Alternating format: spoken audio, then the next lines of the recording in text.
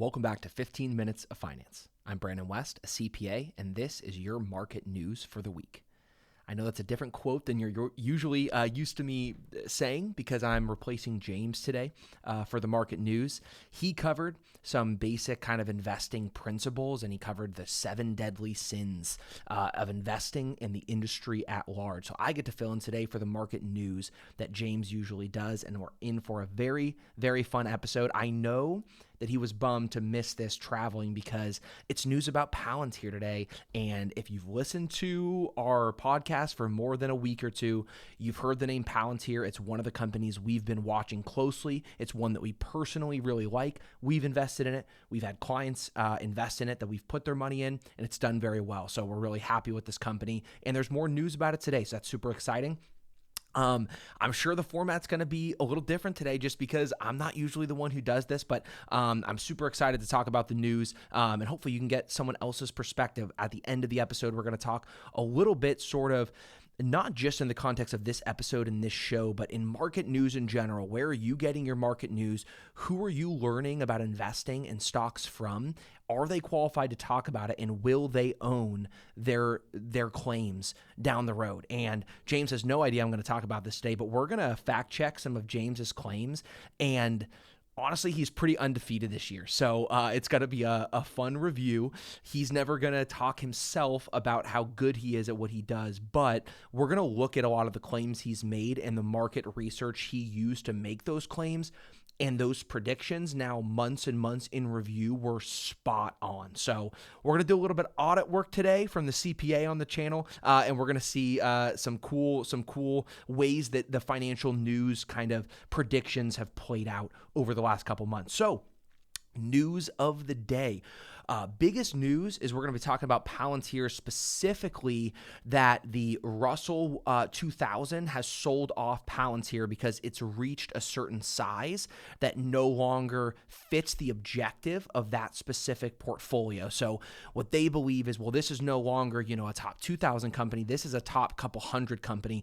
It's more belonging in the S&P 500 now. That's not what we're designed to track. We want to track lower cap growth stocks, so it no longer fits our objective, and so they're selling off Palantir. So we're going to see how that affected Palantir stocks and also why that's kind of cool for Palantir as a company. So let me start with a little snippet here.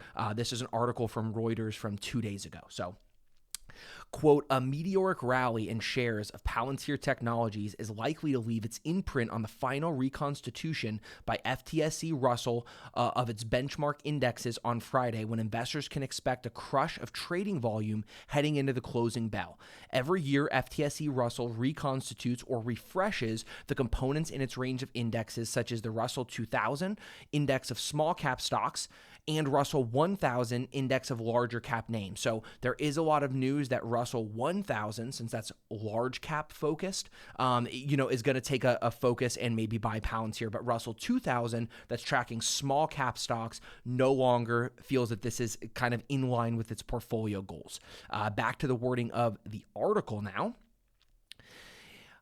As Palantir has skyrocketed more than 460% since last year's reconstitution, it is expected to move into the top 200 large cap names in the Russell 1000, creating a void among the mid-cap tech sector. So what does this say? Okay. Russell 2000 wants to track low cap growth companies. Palantir isn't that anymore. That's the first cool thing that we're going to look at today. And you can go all the way back to the early months of 2024. It was in our newsletter as a stock to watch. It was in podcast episodes as one that we really like. Obviously, we cannot and do not give investment advice in this platform. This is for information and news. Our clients, we can obviously give a lot more unsolicited professional advice. And a lot of clients we put in Palantir. I'll be honest, I put a lot of my personal money in my Roth IRA in Palantir. It's the best investment so far I've made in my lifetime. So that's a really cool success story. James did a ton of research in Palantir. I remember talking to people years ago about Palantir. James has been talking about Palantir for over a year and a half now. It's something we professionally believe in and personally believe in, and now we've seen it since the last reconstitution of the Russell 2000, same time as last year, 460% growth. That's incredible. That's incredible. Absolutely incredible. Okay. So, Palantir has done awesome. It's a great company. We believe in it. And it's grown in a way that totally validates that. So that's super cool. That's the big news. So let's look at Palantir now and what that's done.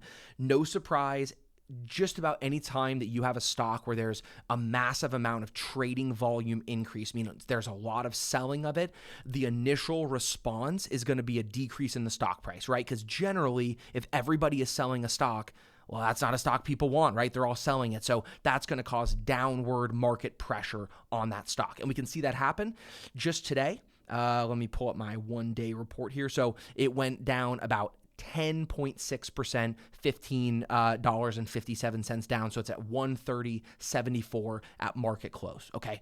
So no surprise there, right? It's not a reason not to believe in Palantir. It's not a reason to worry, not a reason to panic. It's downward pressure caused by one of the large index. That's a lot of volume selling this off. So all of those sales are going to put downward pressure. They're going to lower the stock price. Okay. So, this behaved exactly as we expect, which is cool, right? There's no big surprises. Earnings report didn't come out, anything like that. Obviously, we're going to get more news here in the next month or so as the quarter closes. Then we can look forward to, in the next couple months, earnings reports to come out. Then we get real actual news on Palantir. Then we can react positively, negatively, whatever. This is just, we know exactly why this happened. This happened because of the Russell 2000 saying it's no longer tracking Palantir, and the sell-off of it in the index causes downward pressure to lower price. So that's the big news around Palantir and one of the indexes that's relevant in investing.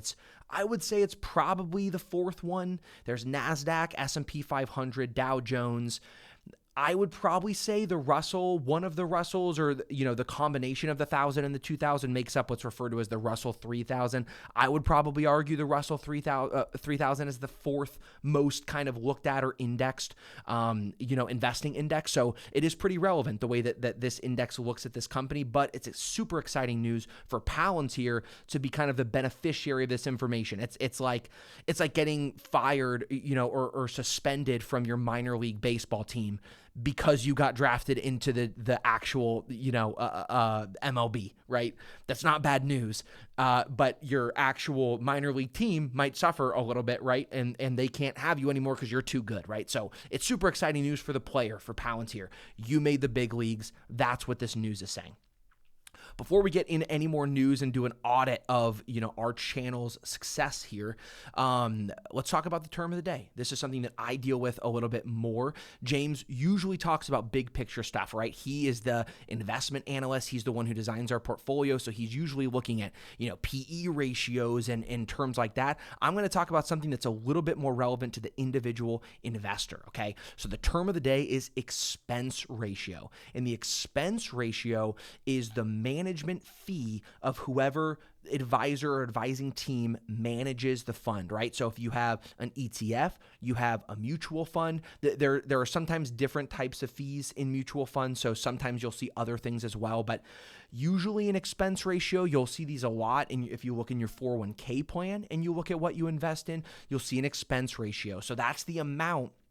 You can basically view it as what's going to be eaten out of your return. So if you get a 10% return, but the expense ratio of that ETF is 0.8%, your true return was 9.2%, right? Because 0.8% was paid to the advisement sort of management fund fee for managing that ETF. Okay, so expense ratio is a super, super, super important indicator of success, okay? Because it's going to eat into your returns directly. Now, there are mutual funds, ETFs that have expense ratios that might still be worth it. They might be designed to be constantly balancing and rebalancing to manage your risk in the portfolio. So you might want to be in that portfolio or that ETF or mutual fund because you want lowered risk. You don't want to maximize return. You want less volatility, right? So having an expense ratio is not a uniquely bad thing, but it does lower your return because you're paying an expense ratio.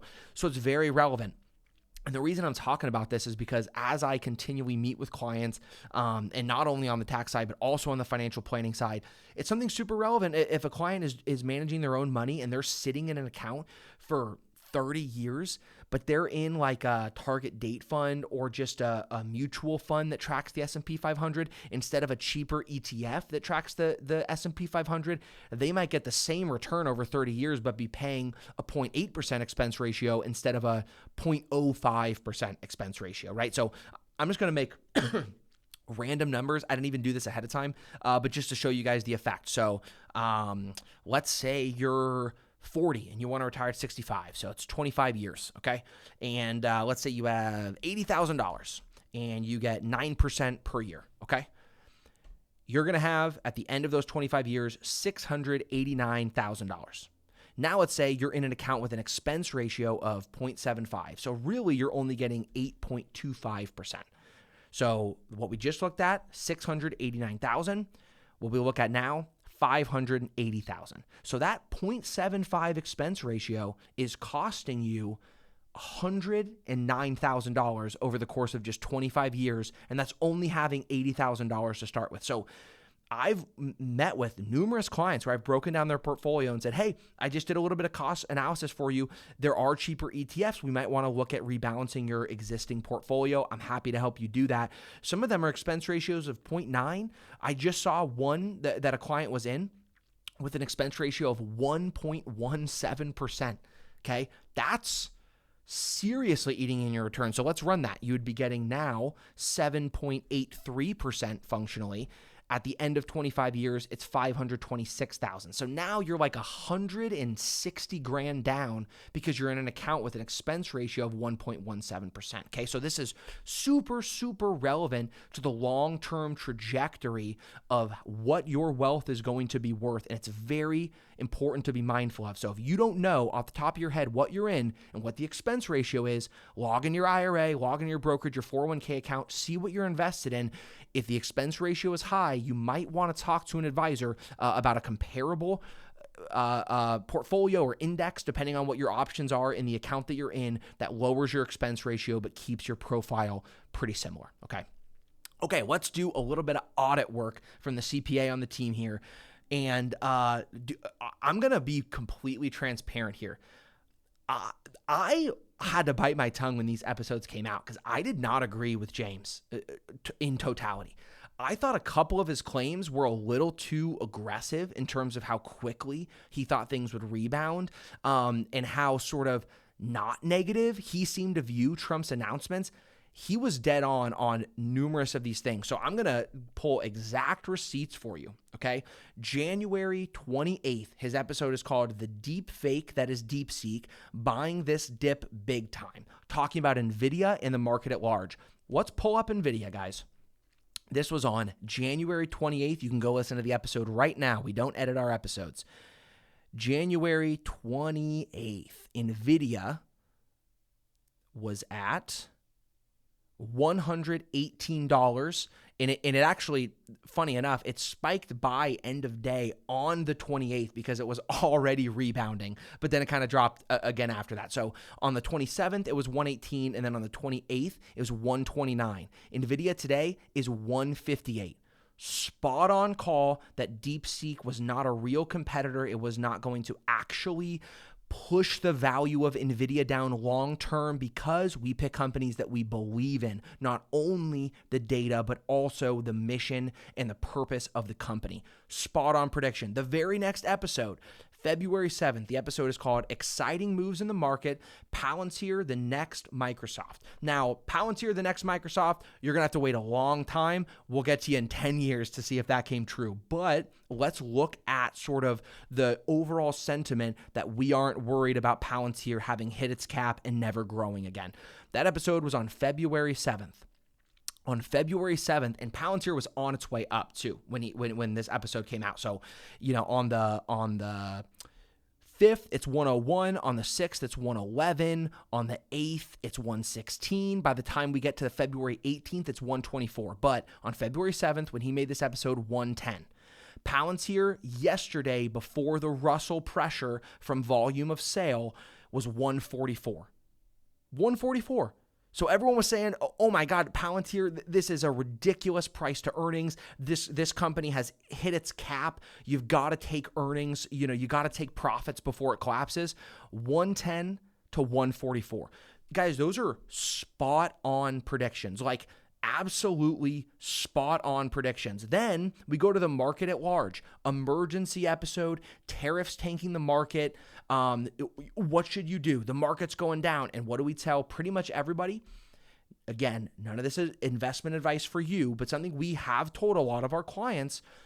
If you have time, you're going to be okay. Don't panic and sell at the bottom. So we made an emergency episode, and James told you it's going to be okay. The tariff news is going to pass. We're going to rebound. That episode, emergency episode, was on March 4th. March 4th, the S&P 500 was 5778. Right now, the market, S&P 500, is 6173. Every single one of these predictions were 100% spot on. When I saw the episode called, The Art of the Deal, a masterclass in bluffing, I'm like, dude, you are really giving this way too much credit. Like, I'm pretty worried about the tariffs. I'm not a big fan of what's going on. It was spot on, guys. Spot on. Those are 3 episodes. You can find them today. They're unedited. Go back and listen to them, and then pull up NVIDIA, Palantir, the S&P 500 index. They're all performing exactly the way that James thought it would. Now, we're not promising that our market news and predictions are always right. And we've owned, individual stock picks that were ones that we were watching. They didn't perform very well. And that's why we always give advice after talking to clients and understanding their risk profile. We would never give specific advice on this podcast. But our overall market predictions this year have been spot on. And I think that's a pretty good indicator why you should at least talk to a professional, consider working with one. And now at the end of this episode, like I said, I want to kind of talk about the market of financial literacy and information at large. So a couple weeks ago, maybe a month ago, I don't remember, I talked a little bit of crap on the insurance people. Okay, I did. My next episode next week, little spoiler for you, it's going to be a little bit more in that sort of vein. Guys, guess what? I was right. I passed the exam, and it was so easy. So the funny thing is, there was an issue where I couldn't even get my certification from the pre-exam because I didn't spend enough time in the software, because I had finished the textbook and every single practice problem in 11.8 hours.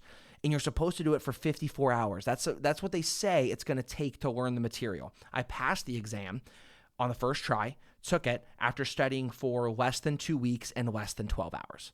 So I really, truly, and I understand there's various degrees. I'm a decent test taker. Hopefully I'm not bragging myself on the podcast here, but I'm a decently smart guy. I've always done well in school. Like I am book smart. I can study and I can retain stuff pretty easily. It's always been a skill of mine. Doing mathematical equations and stuff, talk to my brother. He's an aerospace engineer, but I can retain knowledge and regurgitate memorization. It's something very easy for me. But I want that to really sink in, guys. When you put $500,000 into an annuity because someone sold it to you, and that's most of your savings because they told you to worry about the market. Well, the guy who's telling you that the market's going to be okay has episodes published proving they know what they're talking about, and quite literally thousands of hours of studying both individual companies and macroeconomics. I am in process, pending review, for being a licensed insurance agent in the state of California, and I studied less than an hour a day for 2 weeks. You're going to give me your life savings? You're out of your mind. You're out of your mind. Now, does that mean that you don't need any insurance products ever? No, we're big fans of term insurance policies for people who are the primary caretakers for their family. People like doctors, super talented artists. I just talked to a new client who's a photographer. They have disability insurance because they rely on the skills of their body. We are total proponents of that. But when you're putting tens, hundreds of thousands of dollars in the infinite banking glitch. That's the new lie, spread by the insurance agency, or you're buying annuities and getting 3% while your advisor is getting a 80% commission in the first year plus trailing fees for selling it to you. That could be someone who quite literally spent less than 2 weeks studying and then never studied again, and now they're selling you that product. So you have to this is why I did it, guys. I don't want to sell insurance. I got it so that I wasn't talking out of my ass when I said it's that easy. Well, guess what? I passed, so I'm going to keep talking because I was right. It is that easy. And I'm not talking bad about insurance people. There's lots of good insurance agents. I have insurance agents right now I would recommend you to. We met with an insurance agent. We needed liability insurance on our office that we just opened in Carlsbad. There's lots of different type of insurance, and there's lots of great agents that actually do research and work hard and find you the best policies and are there to answer questions and there to do paperwork and make sure everything's good, and they help you file claims. There's a lot of good insurance agents, but this is the example that I would use. I'm a decently big fan of the WNBA. I'll admit 100%, but because I know what you're going to say. Yeah, right, because Caitlin Clark came into the league. 100%. I watch 80% more WNBA basketball after Caitlin Clark was drafted. I 100% got caught up in the craze. But I think they're getting way more skilled. I think there's a lot of great players. I loved when Sabrina Ionescu hit the WNBA record. To be honest, it's one. I think it's 1 point away from being the record in either. They shoot a smaller ball, whatever. But when they did the cross promotion at the All-Star game, I thought that was awesome. I think people can root for that. It's super cool for girls to tune on the All-Star game and they see a girl shooting against Steph Curry and it being close. Like, that's awesome. That's something we can all root for. There's up and coming players I'm super excited about, like Juju Watkins. There's current players like Caitlin Clark that are doing Aja Wilson that are doing amazing things. But those clips that go viral when they're like, who would win, you or DeMarcus Cousins? Oh, I would win. Who would win, you or Josh Hart? Well, who gets ball first? Who gets ball first? You're not scoring if you get the ball 100 times in the row, right? That's what pisses people off when they say, well, I should get paid as much as LeBron James. Well, I'm in the same league as Steph Curry. And then you go, whoa, hold on. And now you watch the WNBA with a more critical eye because they piss you off a little bit, right? That's what the insurance people, that's the best example I can think of. I have zero disrespect for people in insurance, but when they come to the table and they say, well, I'm also LeBron James, I'm also do what James do, and they have a California insurance license that I got in less than 12 hours, then you go, oh, hold up there, bud. I'm not sure if you're qualified to make a decision about the best investment choice for someone who just retired at 65 with $1.2 million. You don't have a seat at that table. You didn't study what actual professionals studied. And I want to be clear that I haven't either. I'm somebody who on paper will look like a phenomenal advisor. I have a CPA with almost a decade of experience, and I am good at the tax side. I do know my small business and individual taxes, but I don't know investment management like James does. I have my insurance license. I'm already on course in study programs to sit for the CFP in November. So if everything goes well, in December, I'll be a licensed insurance agent, CPA, CFP, who owns my own practice here with James, 50-50 partners with a decade of experience doing taxes. You're not going to work with someone like that. And I'm here to tell you, as a person who's great on paper, who has or is in process of getting all the designations that you would want, I don't know shit about stocks to watch. I trust James to do that. So don't take it from an insurance person who I now am. So I'm qualified to say they don't know what they're talking about when it comes to the stock market. I'm a guy who has all the designations. You watch the Fisher-Price commercials, it's gotta be a CFP. I'm in that process, guys. In December, I'm going to show up here and I'm going to say, guess what? I passed the CFP. I've got my CPA. I'm a licensed insurance agent. I've got everything you would look for someone that you would trust for your financial plan. And I'm here to tell you, you would be stupid to trust me to make all of the investment decisions for your retirement. You'd be out of your mind. I don't know a thing about it. Now, I know the tax plan. I can help you strategize your investments for the tax plan. I can go to the marketplace and, as your agent, help you shop for insurance.